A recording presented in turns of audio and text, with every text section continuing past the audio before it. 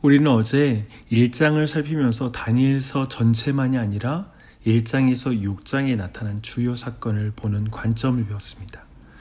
유대인 포로들이 처한 상황이 마치 불 속에 들어간 것과 같고 사자굴에 들어간 것 같은 그런 상황이었다고 했죠. 많은 유대인들은 성정도 제사장도 없는 바벨론이라는 세상에서 이제 그들의 믿음을 다 잃어버릴 것이라고 예상하며 낙심했을 것입니다. 하나님은 부정한 바벨론에 계시지 않다고 생각했을 것입니다.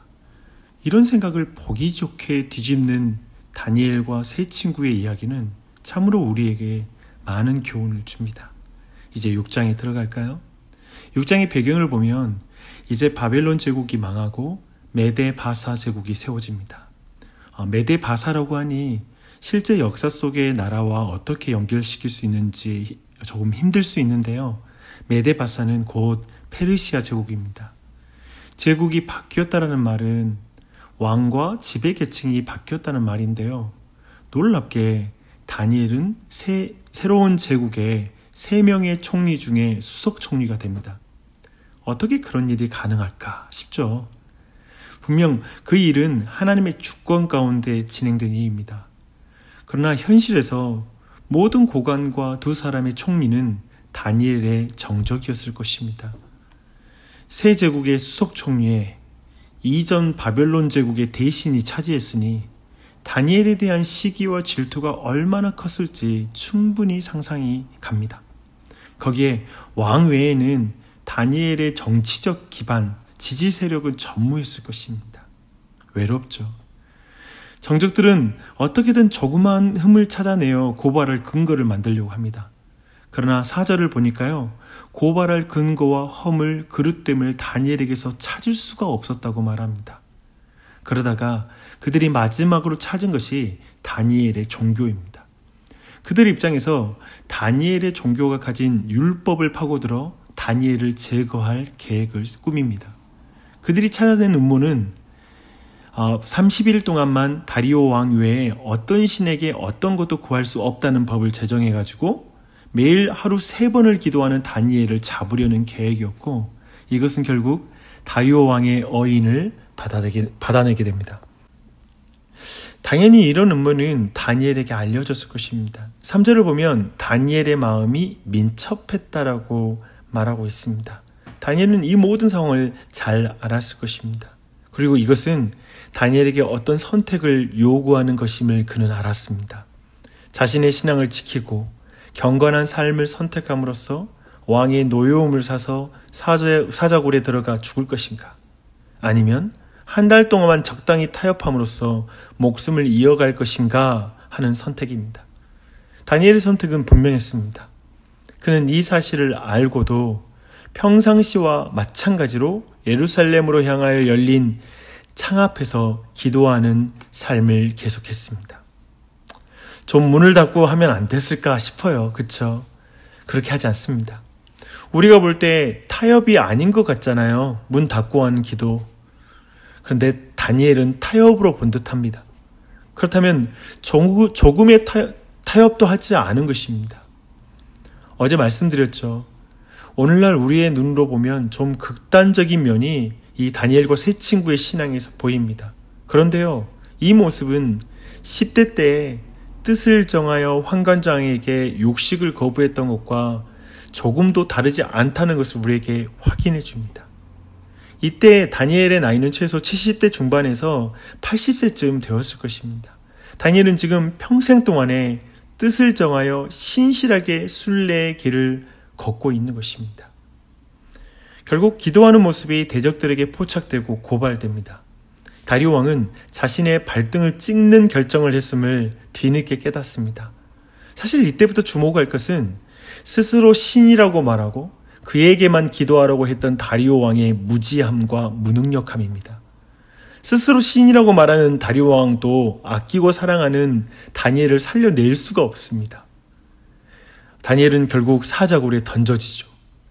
그러나 참된 왕이신 하나님은 다니엘을 걱정하며 새벽이 되자 사자굴 입구로 달려온 다리오 왕에게 다니엘의 고백으로 선포됩니다. 엄청난 역설이 펼쳐지는 장면이죠. 다니엘의 고백을 한번 들어보십시오. 나의 하나님이 이미 그의 천사를 보내어 사자들의 입을 봉하셨으므로 사자들이 나를 상의하지 못하였사오니 이는 나의 무지함이 그 앞에 명백함이오며 또 왕이여 나는 왕에게도 해를 끼치지 아니하였나이다. 결국 무력한 다리오와 비교할 수 없는 참된 왕이신 하나님은 자기 하나님을 믿은 23절에 나옵니다. 자기 하나님을 믿은 다니엘을 사자들의 입에서 건져내셨고 대적들이 오히려 사자굴에 들어가 죽임을 당하게 됩니다. 그런 말을 들었습니다. 일제강점기에 빠르게 태세전환을 하여 친일파가 된 계층은 식자층이었다고 합니다. 왜 그럴까요? 국제정세가 돌아가는 것, 일본의 힘을 잘 알고 있었으니까요. 뭔가를 안다는 것이 빨리 타협하고 굴복하는 쪽으로 가는 것이 죄인의 특징인 것 같습니다. 다니엘은 민첩한 사람이었고 세상 돌아가는 것 충분히 잘 알고 있었습니다. 자신이 잠시만 타협하면 목숨도 부지하고 편안하게 살 수 있는 것을 누구보다 잘 알고 있었습니다. 그러나 다니엘은 조금도 타협하지 않습니다. 이를 통해 다니엘은 우리 모두에게 호소하고 있습니다. 하나님과의 관계를 최우선으로 하는 것을 타협하지 마십시오. 무엇보다 하나님과 기도하는 시간을 타협하지 마십시오. 하나님과 교제하는 것을 타협하지 마십시오. 저는 오늘 이 6장의 말씀을 통해 하나님께서 이러한 말씀을 우리에게 주시고 있다고 믿습니다. 저는 특별히 한 가지를 더 주목했으면 좋겠습니다. 다니엘이 어렸을 때 한 번 뜻을 정했으니 그것으로 나이 들 때까지 동일하게 그 뜻을 품을 수 있었을까요? 저는 아니라고 생각합니다. 한 번 뜻을 정하는 것이 끝까지 유지된다고 생각하지 않습니다. 그렇다면 어떻게 뜻을 정하여 그가 허물없이 살 수 있었을까요? 저는 다니엘의 기도의 삶에 주목하고 싶습니다. 어쩌면 우리가 보기에 극단적인 모습으로 비춰질 정도로 철저하게 형식을 지키는 그것은 다니엘에게만큼은 생명줄이었을 것입니다. 그는 평생의 기도를 통해 얻은 힘과 능력이 그를 그때까지 살게 하는 생명줄이었을 것입니다. 그를 허물 없이 지키는 능력이었을 것입니다. 저는 오늘날에 마음만 있으면 돼, 형식은 크게 중요하지 않아 라는 그런 시대가 이 시대의 유행인 것 같습니다. 그런 시대 속에서 다니엘이 보여주는 신앙의 모범을 더욱 가슴에 새겨야 한다고 생각합니다. 전 여러분에게 정직하게 묻고 싶습니다. 당신이 타협하지 않는 하나님과의 교제의 시간은 무엇입니까? 언제 어디에서 그 일을 행합니까? 얼마나 그 시간을 갖고 계십니까? 모든 영적인 지도자들은 말합니다. 정해진 기도 시간을 지키지 않고 일상의 기도는 불가능하다라고 말하는 것이죠. 저는 나죽신 장로교회 온 교우님들이 뜻을 정해서 주님과 기도하는 시간, 말씀을 묵상하는 시간, 그런 시간을 정하여 지키기를 부탁드립니다. 주 안에서 사랑하는 교우님들, 다니엘은 세상에 민첩하기보다 사실 하나님께 민첩한 사람이었습니다. 다니엘은 세상의 속성, 힘과 권력, 돈의 능력, 사람들의 교활함 등 잘 알고 있었습니다. 하지만 다니엘은 하나님을 더 깊이 알았습니다. 세상을 물론 두려워하는 마음도 있었겠죠. 하지만 하나님을 더 두려워했습니다. 세상을 하나님보다 더 아는 자가 결국 이 세상과 타협하게 됩니다. 세상을 더 사랑하는 자가 결국 세상과 타협하게 됩니다. 하지만 하나님을 아는 자는 세상을 알아도 세상과 타협하지 않는 것입니다. 하나님을 세상보다 더 알기 원하는 자는 세상과 타협하지 않는 것입니다. 나주혁신 장로교회가 우리 하나님을 더 알고 더 알기 원하는 교회가 되기를 축원합니다. 그래서 세상이 어떻게 돌아가는지 잘 알지만, 믿음을 지키면 손해보고 억울한 일을 당하는 것 알지만, 정직하면 손해보는 것 알지만, 그래도 하나님의 뜻을 지키며 살아가는 교우님들 되시기를 축원합니다. 잠시 손해보는 것을 기꺼이 감당할 수 있는 것은 우리에게 더 큰 상급이 기다린다는 것을 알기 때문이죠. 그 은혜가 넘치길 바랍니다. 무엇을 알아야 할까요? 세상 알아야 하죠. 하지만 하나님을 더 알아야 됩니다.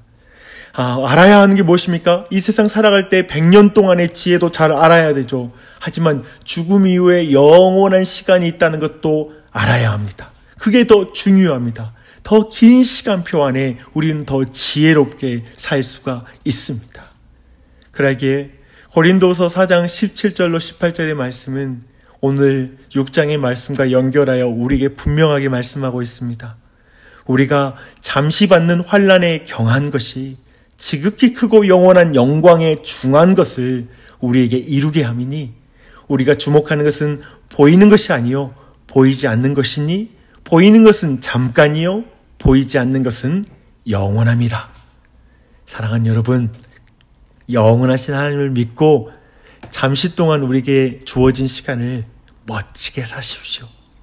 잠시 동안 주어진 남편이라는 직분, 아내라는 직분, 그리고 부모라는 직분, 그리고 자녀를 키우는 하나님께서 주신 자녀를 잠시 맡아 키우는 그 일, 어려운 일이죠. 하지만 나중에 지극히 큰 상급을 기대하며 그 일을 충실하게 감당하는 온 교우들이 되기를 축원합니다. 잘 보십시오. 이제 다리오 왕은 믿음의 사람 다니엘을 통해 하나님의 존재를 알게 됩니다. 그리고 다리오 왕은 온 제국에 조서를 내렸습니다. 내가 이 조서를 내리노니 내 나라 관할 아래에 있는 사람들은 다 다니엘의 하나님 앞에서 떨며 두려워할지니 그는 살아계시는 하나님이요 영원히 변하지 않으실 이시며 그의 나라는 멸망하지 아니할 것이요 그의 권세는 무궁할 것이며 그는 구원도 하시며 건져내기도 하시며 하늘에서든지 땅에서든지 이적과 기사를 행하신 이로써 다니엘을 구원하여 사자 입에서 벗어나게 하셨습니다 하였더라. 그렇게 잠시의 고난을 이기는 자는 결국 그를 통하여 하나님이 이 땅 가운데 선포되고 놀라운 복음의 도구가 될 줄 믿습니다. 그렇게 도구로 쓰임받는 사랑하는 우리 나주혁신 장로교회, 그리고 모든 가정들, 우리의 자녀들, 그리고 모든 믿음의 부모들이 되시기를 예수님의 이름으로 축원합니다. 기도하시겠습니다.